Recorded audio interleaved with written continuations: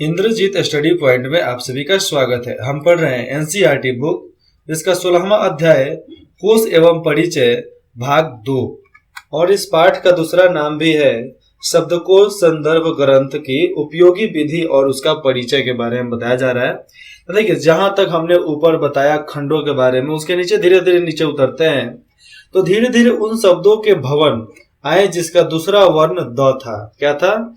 The था। हमने ऊपर क पढ़ा, अ पढ़ा, ख पढ़ा, स्र पढ़ा, य पढ़ा, ज्ञ पढ़ा, त्र पढ़ा, सब पढ़ा। ठीक है, अब नीचे पढ़ेंगे द पढ़ेंगे। ठीक है, चंदन, चंदेल, चंदन, चंदेल आदि शब्दों के बाद द और र के संयुक्त अक्षर द्र का नंबर आता है। इसके बाद द्र का नंबर आता है। इस क्रम का पहला शब्द चंद्र था। पहला शब्द था चंद्र। फिर नियम अनुसार इन शब्दों के भवन आए, धीरे धीरे उनके भवन भी आए और जिनका दूसरा वर्ण द्रा था। क्या था? द्रा, चंद्रा, चंद्रायन इत्यादि शब्दों के बाद द्री की बारी आती है। उसके बाद आता है निर्देशा अनुसार पहले चंद्रिका बुंज और फिर चंद्रिका का भवन और फिर आ गया, इनका भी भवन आ गया। अब भवन के बाहर चंद्रिका की पट्टी को देखकर चंद्रिका की खुशी से उछलना स्वाभाविक था, क्योंकि चंद्रिका अपने ही नाम के आगे के भवन में थी, इसलिए उसको बहुत खुशी हुआ। रथ अब तेजी से दौड़ने लगा। उधर थोड़ी ही देर में, जब तेजी से दौड़ने लगा, थोड़ी ही देर में वह खंड आ गया और खंड के उपखंड एक एक कर गुजरने लगे। बी उपखंड के आते ही चंद्रिका का उतावलापन बढ़ने लगा और इस लोक के नियमों द्वारा निर्धारित क्रम के अनुसार थोड़ी ही देर बाद विगत शब्दों का भवन भी आ गया। किसका? विगत शब्दों का भवन भी आ गया। शब्दपरी ने रथ रोका, वहां पर शब्दपरी रथ रोकी। उसके बाद दोनों रथ से उतरकर भवन के दरवाजे पर पहुंचे और वहां विगत की पट्टिका लगी हुई थी। लिखा हुआ था नेम प्लेट पर विगत। इस पट्टिका के निचले संगमरमर की एक और बड़ी पट्टिका थी। जिज्ञासावश, मतलब खुशी से नहीं हो जाता है, एक लालसा। तो उसी वश चंद्रिका पट्टी के सामने रुक आई और लिखी इबारत को पढ़ने लगी। वहां पर जो लिखा हुआ था उसको पढ़ने लगी। विगत बी संग नगर, निपुण पंडित, रसिक, रसज्ञ, जला हुआ। यहाँ पर लिखा हुआ था नगर, निपुण, पंडित, रसिक, रसज्ञ, जला हुआ और जठरांगिनी के पका हुआ और पचा हुआ, नष्ट, गला हुआ। जो जला या पचा ना हो, सुंदर या भद्रपूर्ण हो, कुछ भी हो। पुरलिंग चतुर, यहाँ पर पु है तो पुरलिंग हो सकता है। पुरलिंग चतुर या धूर्त आदमी। रसिक एक घास। यहाँ पर सबके उल्टा सीधा कुछ ना कुछ तो मतलब बताए गए हैं। ध्यान से बताऊं तो इसको आप इतना दूर को समझोगे तो दिमाग हैंग ओवर कर जाएगा, इतना दूर को हटाओ। आगे देखते हैं। शब्दपरी जो थी उसने बोली कि इस लोक में हर भवन के बाहर यह संगमरमर की पट्टी होती है जिस पर शब्द का परिचय होता है। शब्द का उस पर परिचय होता है। यह जरूरी है कि शब्द से मिलने और मित्रता करने से पहले तुम इसके बारे में पहले ही जान चुकी हो। इसके बारे में जान लो। चंद्रिका ने कहा, शब्दपरी, तुमने शब्द के अर्थ को लेकर तो मेरे समस्या सुलझा दी। मैं देख रही हूँ कि विगत शब्द के कई अर्थ दिए गए हैं और ऊपर जो लिखा हुआ था वो सब विगत का अर्थ था। क्या अर्थ था? विगत का अर्थ क्या था? बी संग, नगर, निपुण्य, पंडित, उसमें विगत में आ जाएंगे। और रसिक, रसज्ञ, जला हुआ और बाकी सब भी जितने थे, नष्ट हुआ। तो ये सब क्या थे? विगत के मतलब थे, अर्थ था। किसी लेखन में जहां वैसे संदर्भ होगा वहां वैसा ही अर्थ लागू होगा। मतलब जैसा लाइन में जैसा शब्द चाहिए वैसा ही शब्दों को वहां पर इस्तेमाल किया जाता है। मगर एक बात समझ में नहीं आई, क्या हुआ? वो कौन सा बात था? वह क्या है? संगमरमर की पट्टी पर कुछ संकेत कर भी लिखे हुए थे, कुछ संकेता अक्षर में लिखा संकेत के अनुसार, और उसके अर्थ क्या होते हैं? शब्दपरी बोली बी। बी का अर्थ होता है बिगद। क्या होता है? बिगद। एक विशेषण है। क्या है? विशेषण है। पुल्लिंग से यह अभिप्राय है कि यह शब्द पुल्लिंग है। पुल्लिंग लिखा है तो मतलब पुल्लिंग है। सह से यह मतलब होता है कि विगत संस्कृत का शब्द है। किस चीज का? संस्कृत का शब्द है। इससे आपको समझ में आ जाता होगा कि ये छोटे छोटे रूपों की क्या जरूरत थी। चंद्रिका अब विगत के बारे में पूरी तरह से जान चुकी थी और उसने मिलने के लिए उत्सुक हो रही थी, मतलब बहुत ज्यादा उत्सुक हो रही थी। अब तो मिलेंगे। शब्दपरी ने द्वार की घंटी बजाई। दरवाजा खोलने पर एक सुदर्शन व्यक्ति, क्या नाम था? सुदर्शन व्यक्ति सामने दिखाई दिया। अच्छा, सुंदर सा व्यक्ति सामने दिखाई दिया। यही विगत था। अपने मेहमान का स्वागत करते हुए वह उन्हें घर के अंदर ले गया। अपने घर के अंदर उन्हें ले गया। विगत यह है पृथ्वी की मेरी हमनाम। विगत के सामने बोल रही है चंद्रिका, ये मेरी नाम की पृथ्वीवासी है, आपसे मिलने आई है। तुमने इसे बहुत परेशान किया है, शब्दपरी बोली। विगत ने जवाब दिया, कोई बात नहीं, मैं इनसे माफी मांगता हूं, मगर इस बहाने इन्होंने हमारे लोग को तो देख लिया। चंद्रिका बोली, नहीं, कोई बात नहीं। सच कहूं तो वह परेशानी ही वरदान साबित हुई है। वो जो परेशानी थी वही वरदान साबित हुई है। विगत ने कहा, आगे आपको हमारे किसी भी साथी से कोई परेशानी नहीं होगी। विगत ने बोला कि आपके सारे साथी दोस्तों को हमसे कोई दिक्कत नहीं होगी।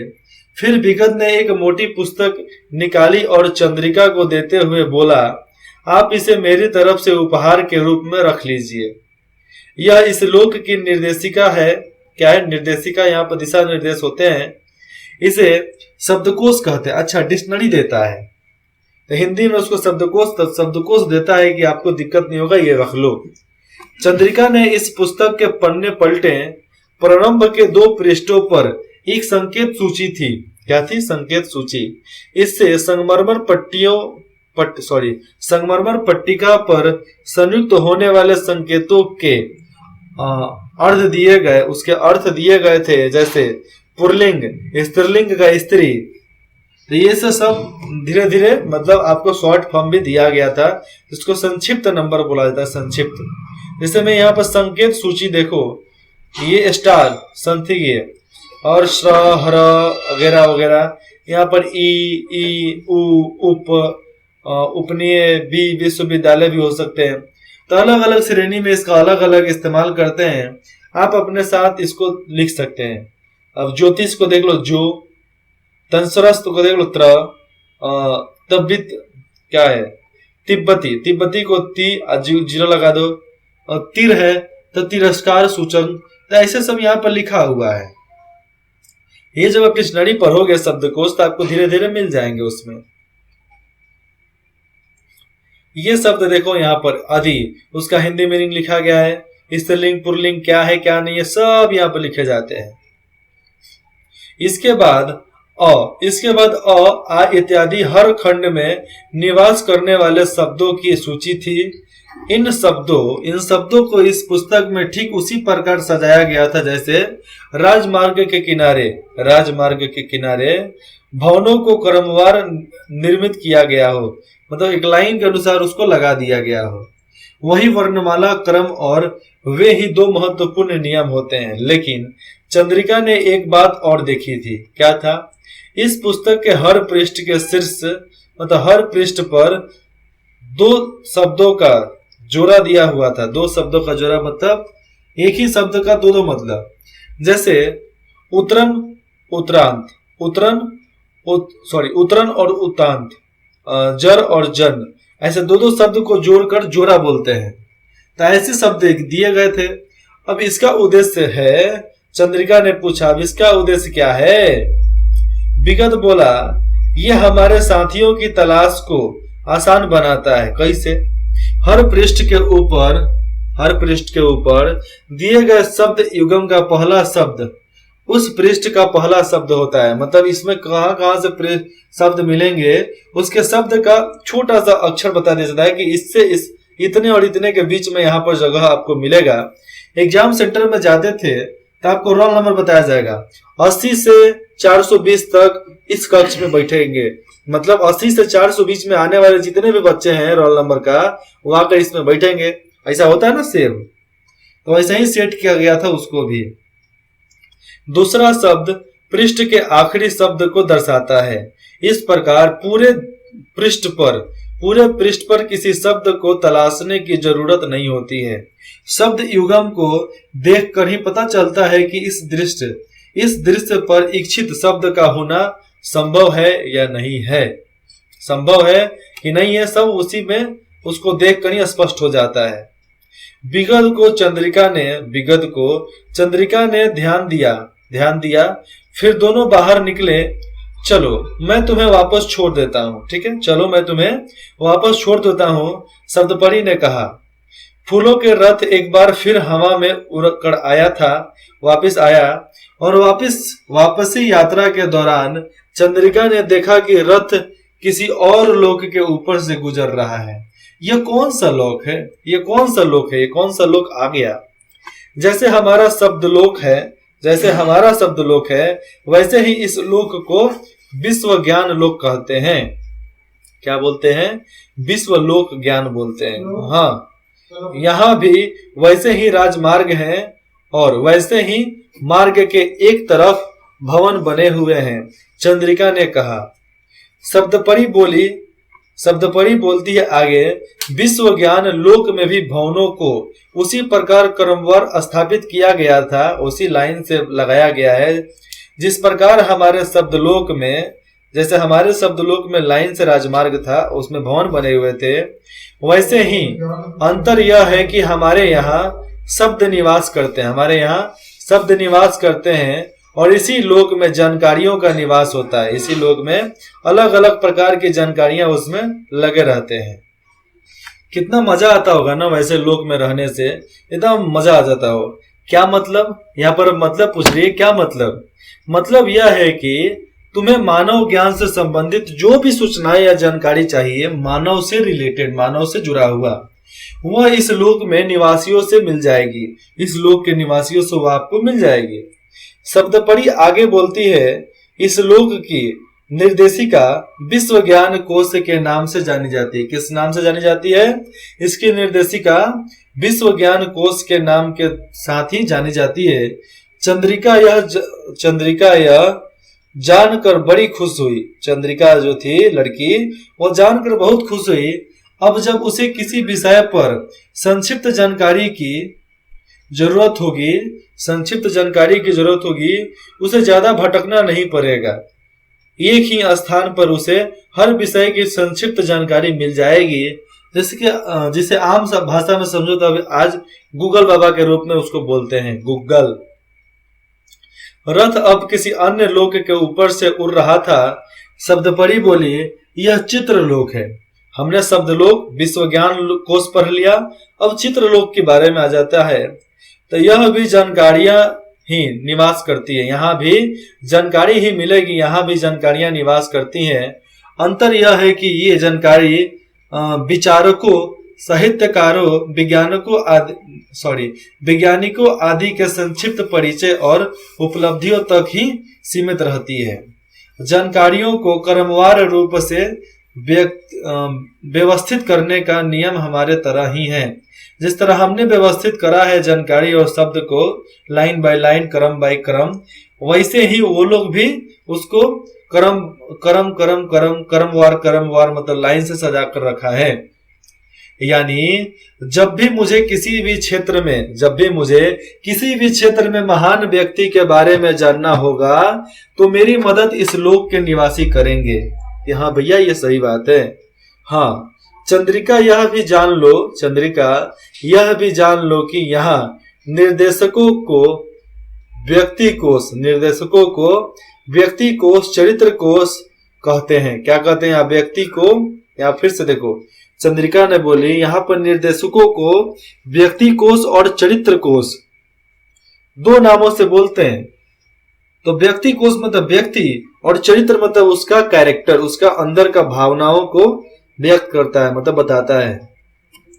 थोड़ी देर में एक और लोक आया। शब्दपरी ने बताया कि साहित्य लोक है। ये कौन सा लोक है? साहित्य लोक है।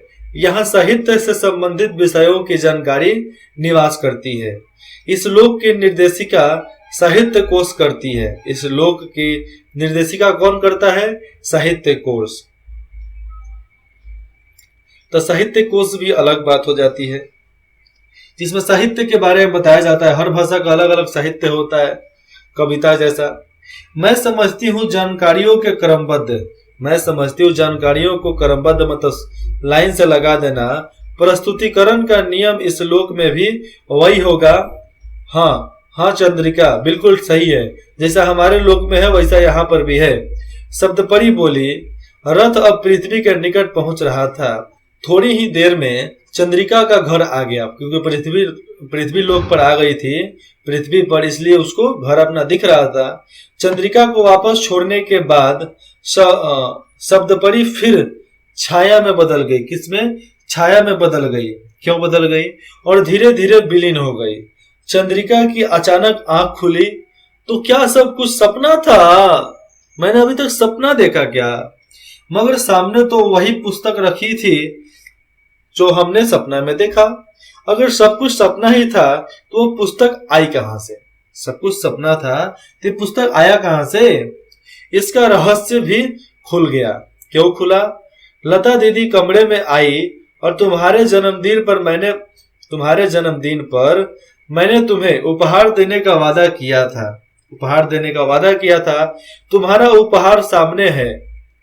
पढ़ने में तुम्हारी अभिरुचि को देखते हुए मैंने सोचा कि तुम्हारे लिए शब्दकोश से बेहतर कोई उपहार नहीं हो सकता, डिक्शनरी से बेहतर कोई उपहार नहीं हो सकता। धन्यवाद दीदी, तुमने मेरे दिल की आवाज सुन ली। फिर वह लता दीदी से लिपट गई और गले मिलकर बोला कि बहुत बढ़िया, धन्यवाद धन्यवाद। यहाँ पर हमारा यह पाठ खत्म होता है। पाठ से संवाद क्या आता है? पाठ से संवाद। नीचे दिए गए कथनों को पूरा कीजिए और लिखा गया है, शब्दकोश न केवल शब्दों के अर्थ बताता है बल्कि आगे की कहानी को आप पूरा कीजिए। शब्दकोश में शब्दों का क्रम आगे का पूरा कीजिए। शब्दकोश में सबसे बड़ा लाभ यह है कि आगे का आप लिखिए। नीचे दिए गए शब्दों को शब्दकोशीय क्रम में लिखिए। लाइन से लाइन सजाकर इसको लिखना है कि पहले कौन होगा, उसके बाद कौन होगा, उसके बाद कौन होगा। ठीक है, यहाँ पर आपका पाठ खत्म हो जाता है। आपके पास इसका पीडीएफ बुक नहीं, आपके पास सही में बुक होगा तो आपका और भी क्वेश्चन दिया गया होगा, जिसको आप इसके मदद से, इस पढ़ाई के मदद से आप उसको पूरा कर सकते हैं। इंद्रजीत स्टडी पॉइंट में जुड़ने के लिए आप सभी का बहुत बहुत धन्यवाद। आशा करता हूं कि आपको जो भी दिक्कत होगा, डाउट होगा, बेझिझक कमेंट करके हमें बता सकते हैं, क्योंकि यहाँ पर 11वीं की पढ़ाई आज से शुरू हो जाती है। आज से नहीं, आज से 10 दिन पहले से शुरू हो चुकी है। आप धीरे धीरे प्लेलिस्ट खोल के जब देखोगे तो 8वीं, 9वीं, 10वीं, 11वीं, 12वीं आपको हर प्रकार के मिलेंगे। कौन से नहीं मिलेंगे? आपको मिलेगा साइंस, फिजिक्स, केमिस्ट्री, मैथ, ये सब छोड़कर, बायोलॉजी छोड़कर बाकी आपको सब चीज मिलेगा। कॉमर्स और आर्ट्स का हर पढ़ाई, संगीत से लेकर नृत्य, डांस, सब चीज समझाया जाएगा इसमें आपको, लेकिन पीडीएफ बुक के माध्यम से। ठीक है, इंद्रजीत स्टडी पॉइंट में जुड़ने के लिए आप सभी का बहुत बहुत तहे दिल से धन्यवाद।